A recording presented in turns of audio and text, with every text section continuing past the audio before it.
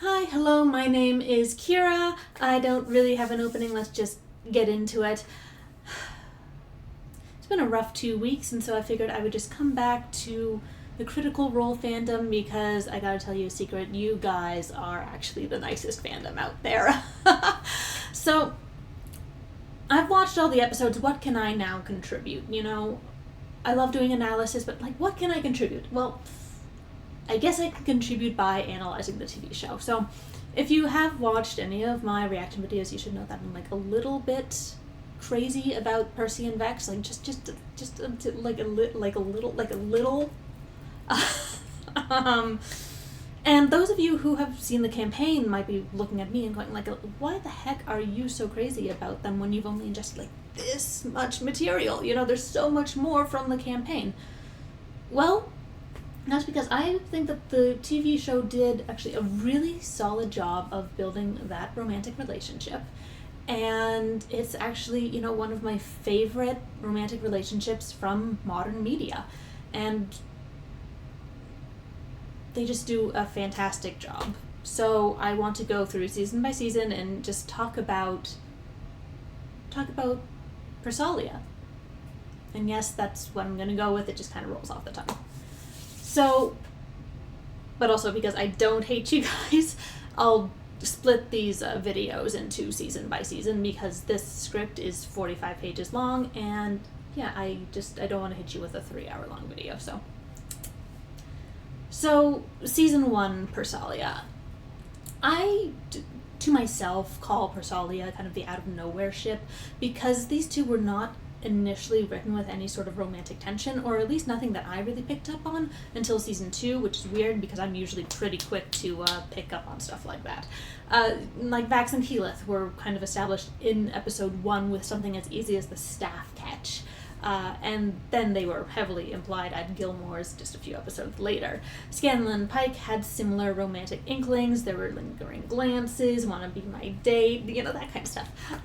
But Perc'ahlia hints, they existed, I guess, but they could easily be read as platonic. I mean, I guess any of them could be read as platonic, but, it was just the ship that really just went right over my head. I'm short, but, it just went right over my head. So why do I die on a hill about season 1 Perc'ahlia? Well, when I go back and watch it, realizing just how stable and steady they made the base for this relationship, it's no wonder that they ended up being this great couple, because the foundation that they laid for them to build this relationship is just really, really lovely. And I wish that every couple being written out there had just this bottom layer of respect and care and mutual understanding, because having that before leaping into the idea of their romance, I think, just makes them such a strong couple. And it's part of why I just go so freaking nuts over them. They were really established in season 1 with certain traits to their relationship that would carry over to when it became romantic. So I want to talk about Vex first and then talk about Percy, because of course they operate more independently in season 1 because they're not yet in a relationship, but they both contribute separately to how they will begin to build the foundation of what they become. So very early on in episode 1, Keyleth has this line about how Grog only wants to kill people, Percy doesn't want to be seen with anyone, and Vex and Vax only care about themselves. It's a harsh line, but, worked because, they thought that they were only gonna get 2 episodes, so, whatever. Vax gets to counter this almost immediately with the bond he forms with the little boy from the village. Vex doesn't have that chance. She is shown to be the leader of the team, but she is not allowed the same sort of tenderness with a character outside of Vax. And then their tenderness with each other is, mostly the idea of having a home, and even that's something that Vex says to Vex. So, yes, she comes across as competent, she comes across as, as confident and a wonderful leader, and, I loved her. But she did not come across with, like, this really great counter to Keyleth's kind of accusation that she only really cares about herself and Vex. Percy is the first sign that Vex really cares about someone outside of herself and her brother. Basically, when he comes out of his room and she hears him go bump in the night, and she comes out of her own room, actually takes the trouble to come out of her own room to give him the chance to open up to her, asking, bad dreams. This is a trend that Vex will continue through season 1. She is very often the one who tries to get Percy, little clam that he is, to talk. Sometimes this is a more aggressive approach, sometimes it's just more straightforward, and then she does also just apply emotions to try to get a response. So, in terms of, an aggressive way that she tries to get him to talk, she is quick to tell Percy to explain himself after the fight with the Briarwoods. Really, she needs Percy to open up because she is a leader trying to keep everyone safe. And Vex as leader of the team isn't something I want to fight about. She just seems to fall naturally into the leader role as the one who makes the plans and also many major decisions. You'll notice that, when they're in a fight, she'll often be the one to shout, okay, now, or attack, or, come up with the plan. So if you disagree that Vex takes on a leadership role in season 1 especially, if we could just agree to disagree on that. It's not that this makes her the most important character, it just means that she's the one that makes plans, gives orders, okays other people's ideas, and is generally in charge of situations, and people kind of expect her to be in charge of situations. But anyway, Vex does also try to get Percy to open up in not aggressive but very straightforward ways. The bitch face conversation is very to the point, but it does give Vex insight into Percy's mindset at the time. Same as their conversation about Cassandra while waiting for Scanlan's big distraction. Vex does not have to start the conversation about 13 being such a sweet age, but she does. And it gets Percy actually talking about his past, something that isn't Briarwoods related, which is something that Keyleth mentioned for a few seconds when he started talking about how wonderful Whitestone was. There's 2 times he started talking about his past that he didn't go into the Briarwoods, and it's with Keyleth and it's with Vex, But Vex also does stuff, like punching him in the arm. It's like that, just that little punch before they run into the tree to go home to the keep. And, this would seem like a really small thing, just like this just small little playful thing that she does, but it's the timing that's important, right? Because Percy has just been possessed, he's just put everyone's lives at risk. We know that from season 2 that he considers himself cursed and is trying to be trusted again, yet Vex just punches him like you do a friend, a sibling. It's cute, it's playful, it's like, hey, come on, we're going now. And it doesn't show any fear or resentment towards Percy, and I think that's really what he starts expecting, especially in season 2, cursed heir and all that. And, it's like she just wants to make him smile and maybe follow them home. It's kind of like that's her intention with the bitch face conversation, it's like she does start teasing him. She is, looking for information. She's trying to get him to open up, but, she is also fine with, coaxing this, lighter side out of him. So it's a side effect of Vex trying to get Percy to talk, but, it's also something good that she manages to get out of him. Throughout the season, Vex is quick to initiate physical touch with Percy. Percy is not a physical touch sort of person at this point, but the party members who touch him with fair regularity are Grog, and Percy's, body language when feeling threatened, if Grog is around, is to actually lean into Grog. So this makes sense that Grog would feel like touching him is like okay. But then there's also Vex who touches him fairly regularly. She grabs his shoulders at the banquet when he starts to panic, and she doesn't let go. She is often the one to take responsibility for getting Percy out of situations, whether that's out of the banquet, dragging him off the cart, or stopping him from getting his arm eaten off when he's in a daze following Archie's death. We could say right place, right time for some of these, or maybe some of them came over from the campaign, I don't know. But others were purposeful choices for Vex to be the one to save his helpless ass. And also to just be the one touching him. When Vex is furious about what happened in the prison, Vex is the one to gently remind Percy that he promised no more secrets, which takes on like even more weight in season 3 now that they kind of rewrote how they met, how he promised that he would be truthful. So her reminding him that he promised no more secrets, that's good. And it is this that Percy responds to. It isn't Vex's anger.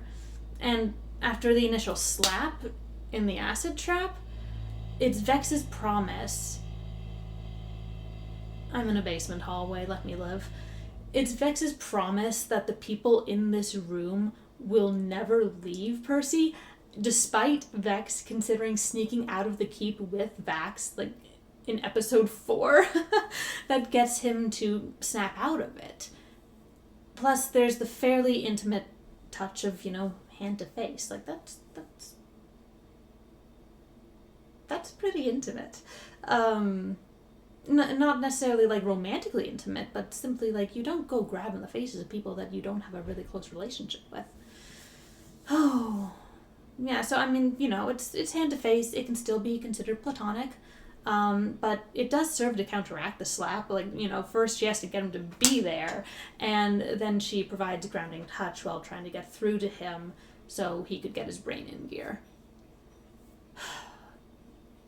So then how can I not cap this off with, darling, take off the mask? Like, holy shit. This moment could be another video essay, honestly, but I'll try to jump through my points, but like there's a couple of them. So throughout the season, people have been wondering about the smoke, which is indeed worrisome, but no one has really addressed the fact that Percy covers his face. Like, they've gone like, okay, what the heck? But it hasn't been like the focus. His eyes are almost always hidden by the sheen of the glass, and no one can see his expression. Vax comes close when he sees Percy in the prison, but his attention turns to the list instead and the dangers it presents. So focus is brought to the smoke and the gun, which are intimately linked to Orthax and the power it holds over Percy. And yes, the Plague Doctor's mask looks like Orthax, but Percy covering his face is something that rather belongs to him alone. We know he leaks smoke and uses the list without the mask on, so why cover his face besides the fact that it looks sick as fuck? Percy covers his face when he takes revenge, if he has the chance. And this has several meanings we could run with, but the most obvious is that Percy wants to distance himself from who he is when he is striking names off the list.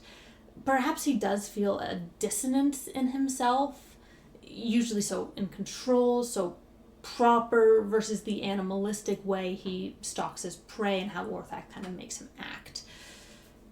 I do think that hiding that part of himself makes the most sense, seeing as Percy is not aware he's possessed and that his eyes are going weird. I also know Taliesin said that Percy is basically always crying under the mask, so even if that's not explicit in the show, it's another point that Percy is trying to hide his emotions, not anything else. So he's been doing that all season, and the others pick up on the smoke, and the way the weapon makes him act, and the general difference between Percy and Vex is one of those too. She mentions, how the gun makes him seem like a different person.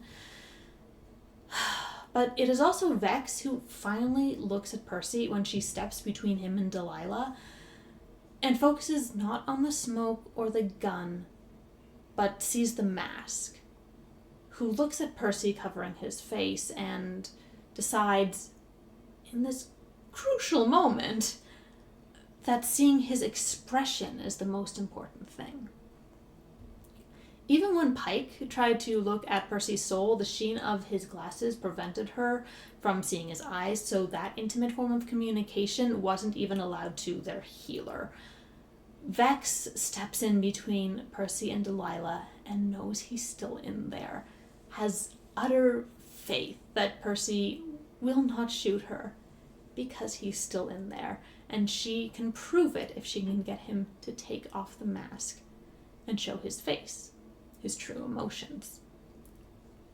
Okay, Vex calls people love and darling and other pet names a lot.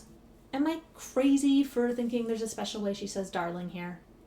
Because it isn't teasing, it isn't casual banter, it's Vex choosing her words to try to get Percy to take off the mask. And she uses darling. And it absolutely guts me every time because it is 100% sincere in her last-ditch effort to save him. She is using what is usually playful banter as a true description of what Percy is to her. Dear. Holy moly, if that doesn't show how much Vex loves and cares for people other than herself, like what does? People who can watch season 1 and come away with the idea that Vex is cold and doesn't care are nuts. I'm sorry. She's a soft little marshmallow full of love for everyone on the team and just bakes herself into a crispy marshmallow because she knows they're reliant on her to survive, and also she has trauma. But anyway, it is Vex who asks him to take the mask off, and then when Percy fails to do that, reaches out and takes it off for him. Another intimate face touch there, even in the midst of demonic possession. Vex is the one to reveal his expression underneath, which is one of pain and suffering and notably vulnerability. First, she asks for him to show it, and he doesn't take the mask off, and then slowly, carefully, giving him the chance to pull away, she reaches out to do it herself and finally meet his eyes and see the tears. Oh my god, the way Percy allows himself to show vulnerability to Vex. And she just keeps talking to him, trying to talk him down, reach him, like she has so many times to help him put the gun down. Like, you think she gives a shit about Delilah? She does not. This is Vex saying, it's alright, you can put it down, because she sees how much this is hurting Percy. Like, oh my god. Oh, she is looking at his tears and trying to stop his pain. How is this so tender in this terrible a moment? I'm trying to, I am tying myself to some train tracks. I can't just... Moving on. Okay. Also jumping a few minutes forward, but the way that the list swings between Cass and Vex and Grog, Cass because she's blood, but then Vex and Grog, who are the ones who take care of Percy with physical touch. And it hurts my heart, especially because in this fight, it's Vex who takes the mask off, so, physical touch, and she tries to push Percy's hand down, resulting in Orthax grabbing her by the throat, and it's Grog who tries to grab Percy from behind, only for Orthax to push him away. Like, no one else in that fight makes physical contact, actually trying to touch Percy. Nobody else except for Vex and Grog, who are the people who already touch him with more regularity than the others, right? And so the fact that the list goes between Cassandra and Vex and Grog, it just... God. And then, of course, it's Cass and Vex getting Percy up off the ground after, he gets Orthax out of him. Oh, Vex initiating physical contact with Percy? Groundbreaking. Also, Cass and especially Vex being the only two people Percy can hear when he's, literally, in the depths of being possessed. When he actually calls out after Vex, he can be trapped in a nightmare and still hear Vex calling for him. There's nothing special here at all. Nope, this doesn't foreshadow anything at all. Nope. So Vex only cares about herself, except whoops, she actually cares about everyone, tries to keep them all alive, but holy moly does she get tender with Percy, because he is dear to her, and she promises to never leave him. And those feelings just don't go away. They carry us through season 2, and season 3 is beautiful groundwork. But I think the most important things we can take away from Vex in season 1 in regards to Percy is that he is special to her. He is the character that she allows herself to be soft with, even more so than Vex, because there's no sibling energy. I'm not saying that Percy replaces Vex at all, but there's a difference between the person that you're born with and the people that you let into your little family, right? Oh boy. Percy just, he's the one where Vex, asks about bad dreams. She jokes about his bitch face, and she gets him to laugh.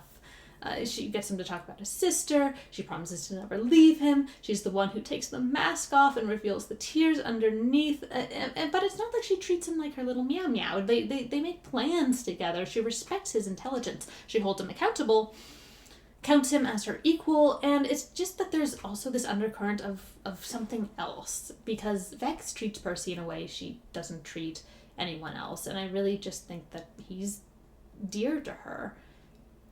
Just because of who they are and how they mesh. And it doesn't have to be romantic.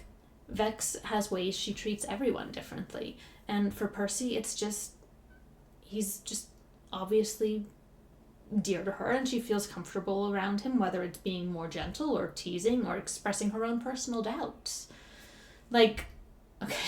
Small moment, but when they're locked in the keep and trying to escape, Vex bemoans that she listened to Percy because, he's out of his mind. But that means that even after what happened that night, that means, Percy was like, I can get us out of here. And Vex was like, swell, you do just that.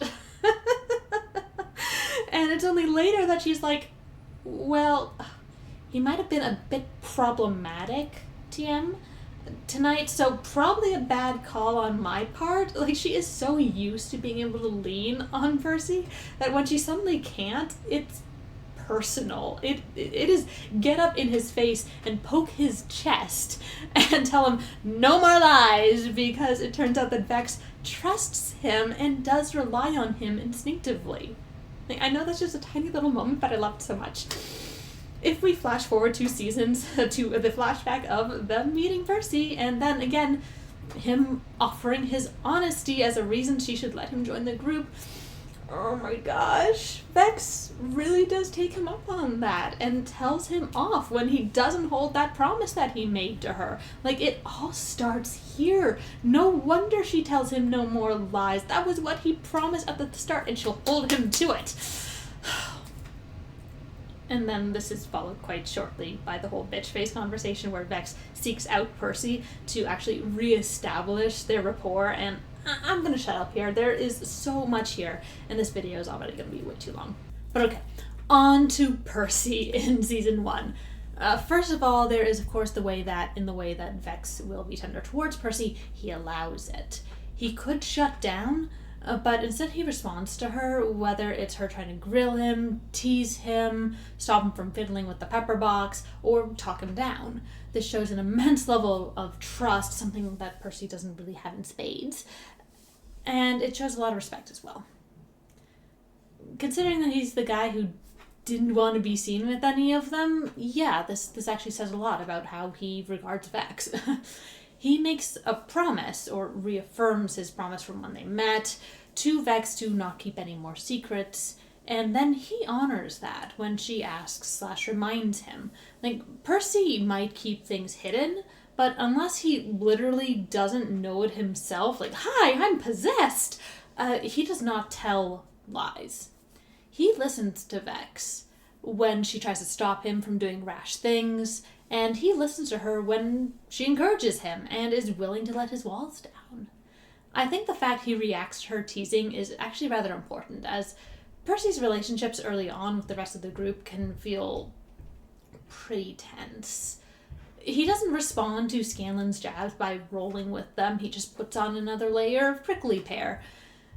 But while Vex can make a comment that is almost just as insulting, tight ass from Scanlan practicing his bitch face from Vex, it's Vex that Percy will get all indignant with and will, actually take it as teasing and even quip back in a much more playful manner that we will see is actually kind of part of his personality when he feels more at ease.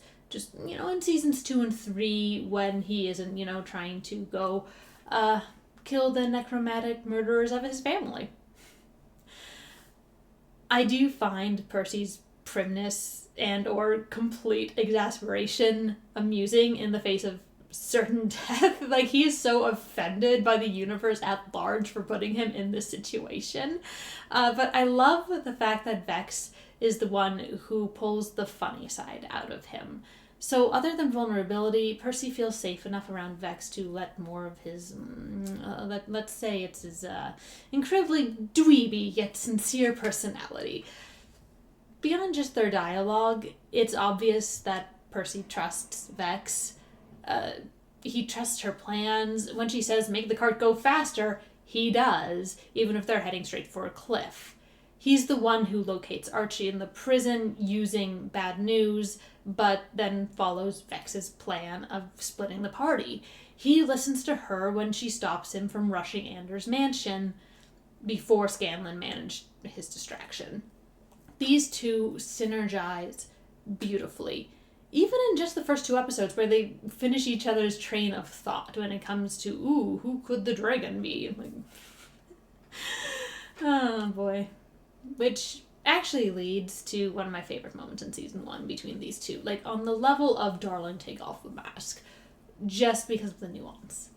Vex spends season 1 being a leader who never really signed up to be, but she is good with plans and not so very good at following what other people tell her to do.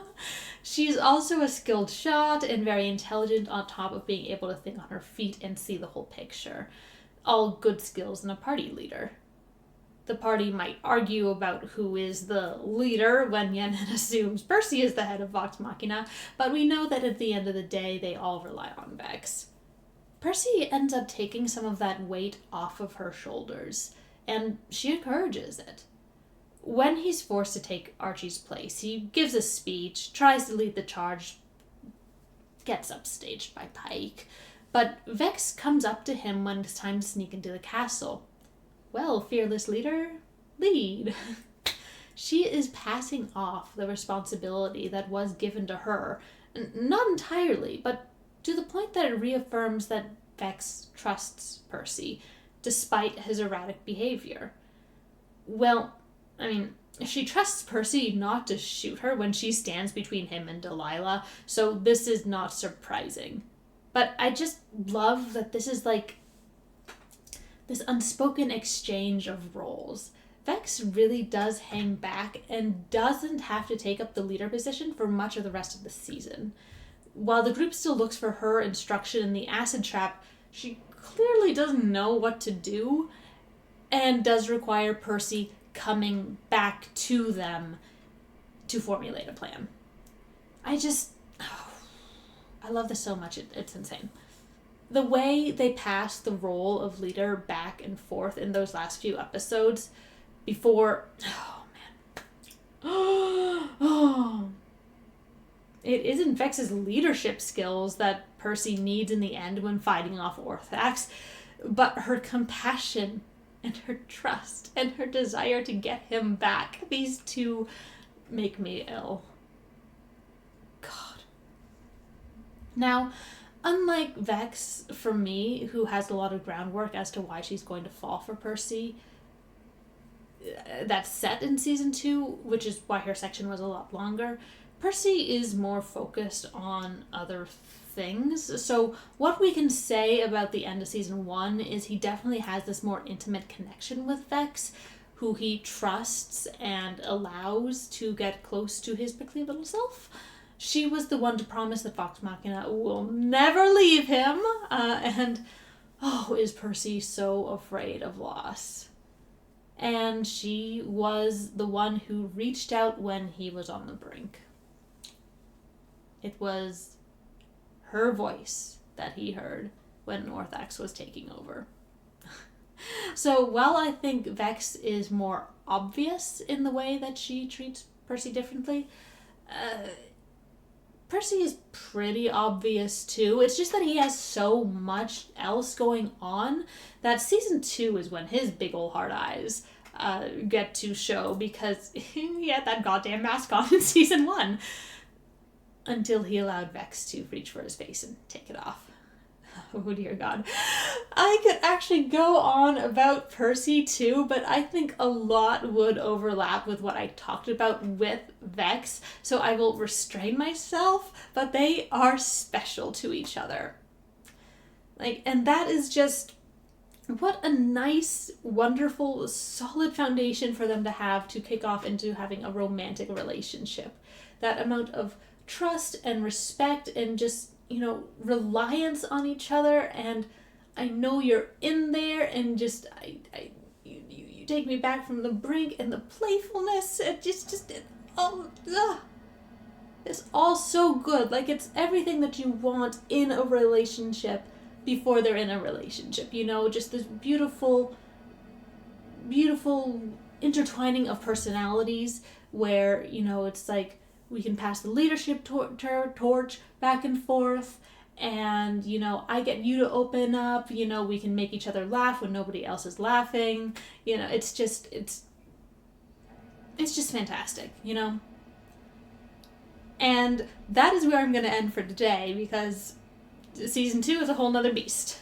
So, yeah, that is why I stake my flag in the hill of season 1 Perc'ahlia.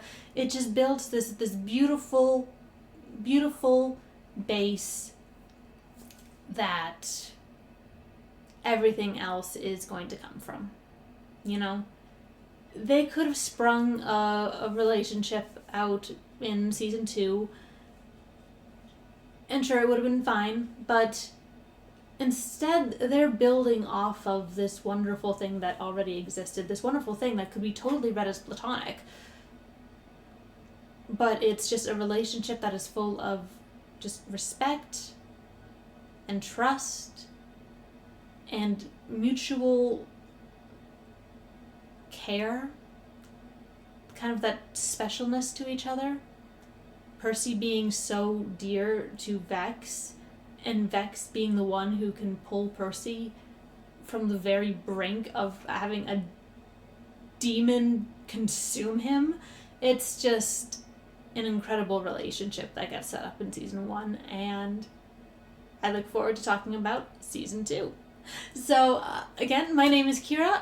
If you enjoy this kind of content, then if you wouldn't mind leaving a like or subscribing, it helps a lot. I'm a small channel, still growing.